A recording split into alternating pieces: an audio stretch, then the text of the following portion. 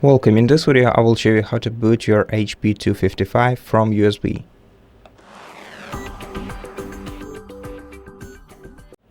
First of all, make sure that your USB flash drive is inserted into the computer.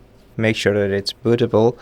And now we want to open the one-time boot menu on our computer, which we can do by short pressing the power button to launch it and repeatedly clicking the F9 key until we see change boot device order message in the bottom left corner of the screen.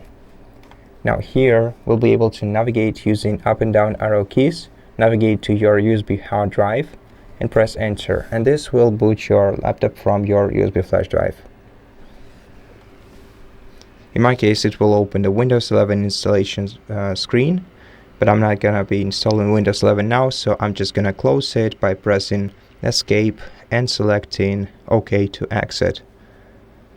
And that's how you do it. Thank you for watching this video. If it helped you, please consider subscribing to our channel, leave us a like and a comment below, and I'll see you in the next one.